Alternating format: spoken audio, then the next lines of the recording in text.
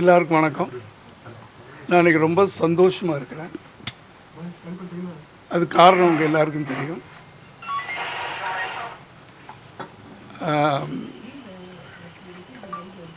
என் மகன் அவருடைய நம்பிக்கை, அதுவும் அசைக்க முடியாத ஒரு நம்பிக்கையில் இருந்தார்.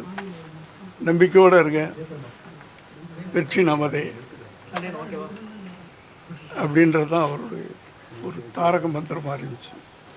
அது நான் என்ன சொல்கிறேன்னா, அரசியலை தாண்டி இளைஞர்களுக்கு அது ஒரு நம்பிக்கை. அதாவது முதல்ல நம்ம வாழ்க்கையில் உயருவோம், இதை அச்சீவ் பண்ணுவோம் அப்படின்ற நம்பிக்கை நமக்கு இருக்கணும். முதல்ல அது ஒவ்வொருத்தருக்கும் இருக்கணும். இளைஞர்களுக்கு அந்த நம்பிக்கை தான் நம்மளை உழைக்கிறதுக்கு தூண்டும். அதனால் ஏன்னா இப்போது அவர் செய்து காட்டியிருக்கார். நான் தான் சிஎம்மாக வருவேன் அப்படின்னு 2 வருஷத்துக்கு முன்னாடி அவர் இந்த பயணத்தை ஆரம்பித்தார். சும்மா அவர் சொல்லிட்டு சும்மா வீட்டில் உட்காரல, அதுக்காக இறங்கி அவ்வளோ கஷ்டப்பட்டுருக்காரு. எவ்வளவோ எதிர்ப்புகள், எவ்வளவோ சோதனைகள், என்னென்னமோ அத்தனையும் அவர் தாண்டி இன்னைக்கு ஒரு நம்பிக்கையை ஏற்படுத்தியிருக்கிறார். அந்த நம்பிக்கைக்கு தமிழ்நாட்டு மக்கள் உயிர் கொடுத்துருக்குறாங்க. இதில் சந்தோஷம் என்னென்னா, நாங்கள் சந்தோஷப்படுறதை விட இன்றைக்கி நான் காலையில் 3:30 மணிக்கு எந்திரிச்சு திருத்தணி கோயிலுக்கு போயிட்டு வர்றேன். நான் அந்த சந்திக்கிற அத்தனை பேரும் துள்ளி குதிக்கிறாங்க. ஓட்டு போட்டவங்க, நாங்கள் ஓட்டு போட்டோம், எங்கள் அண்ணன் ஜெயிச்சிட்டார்.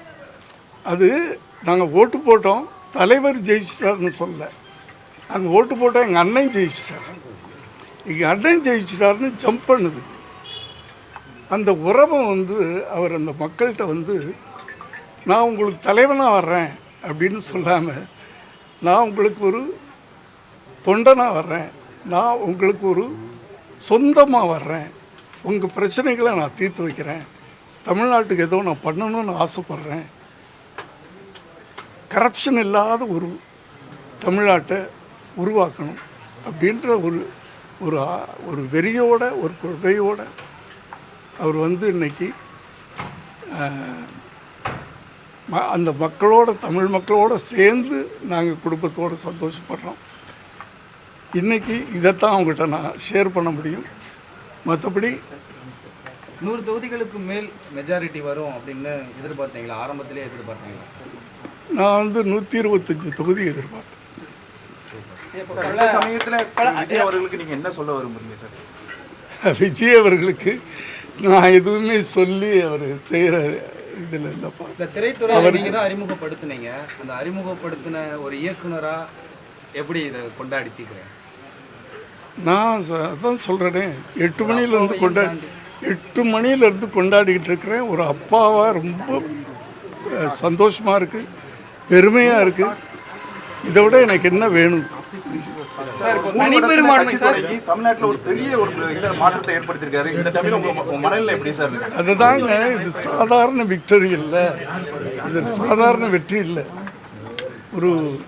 இப்போ திமுக எடுத்துக்கிட்டிங்கன்னா மோர் தென் 20 கூட்டணிக்கு மேலே, இவங்கள எடுத்துக்கிட்டிங்கன்னா ஒரு 7-8 கூட்டணிக்கு. இவர் தனியாக நின்று, அதுவே ஒரு தைரியம் தான்.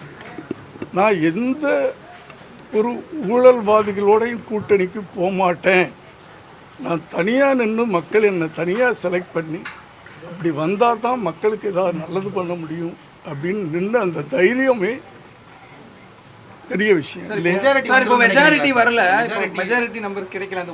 இப்போ டைம் என்ன?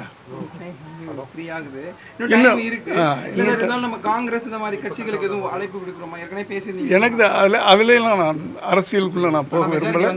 நீங்க என்ன சொன்னீங்கன்னா, ஆஸ் அ ஃபாதரா, ஒரு தகப்பனா என்ன ஃபீல் பண்றீங்கன்னு கேட்டேன், அதுக்கு பதில் சொல்லிக்கிட்டு இருக்கேன். நீங்கள் அவங்களோட சேருவாங்களா அது எனக்கு தெரியாது. அது யார் எடுக்க வேண்டிய முடிவு? அவர் எனக்கு தலைவர் அவர் தான், மகனா நான் தொண்டன் தான். Okay sir. மகனா நடிகரா பார்த்துருக்கீங்க, இப்போ வந்து சிஎம் ஆக போறதா சொல்லி இருக்கு, அந்த ஒரு சுச்சுவேஷன் இருக்கு, எப்படி சார் இருக்கு? அதாங்க, இதை விட என்ன எனக்கு பெருமை வேணும், சந்தோஷம் வேணுன்றேன். சார் இப்போ உங்கள்கிட்ட ஆசி வாங்க வரதா ஒரு தகவல், நீங்க என்ன சொல்லி அனுப்ப போறீங்க சார்? நான் ஆசி கொடுத்து அனுப்புகிறேன், ஆசீர்வாதம் கொடுத்து அனுப்புகிறேன். இல்லை என்ன ஒரு அறிவுரை சொல்லுவீங்க ஒரு தந்தையா? ஐயோ, நான் திருப்பி அறிவுரை சொல்கிற அளவுக்கு அவருக்கு வேணால் 50 வயசு மேலே ஆயிடுச்சு, 51 வயசு ஆயிடுச்சு இல்லையா? அவர் எல்லாத்தையும் டிசைட் பண்ணக்கூடிய தகுதி வந்துடுச்சு, அந்த திறமை இருக்குது. ஏன்னா அது நடைமுறையை நான் பார்த்துக்கிட்டு இருக்கேன், கடந்த 2 வருஷமாக பார்த்துக்கிட்டு இருக்கேன். அதனால் அவருக்கு யாரும் அறிவுரை சொல்ல வேண்டிய தேவையில்லை, அவரே எல்லாம் நல்ல முடிவெடுப்பார். ஐயா உங்க மனைவி என்ன நிலையில இருக்காங்க? அவங்க எந்த அளவுக்கு உணர்ச்சி அவங்க என்னை விட சந்தோஷமாக இருக்காங்க. ஏன்னா நான் அவங்க விஜய்க்கு ரசிகை இல்லை இல்லையா, அந்த அளவுக்கு அவங்க சந்தோஷமாக இருக்கிறாங்க. திரைத்துறைக்கு கிடைத்த மீண்டும் ஒரு திரைத்துறைக்கு கிடைத்த ஒரு பெரிய வெற்றி நம்ம இதை எடுத்துக்கலாம். தமிழ்நாடு கிடைத்த வெற்றி. நன்றி.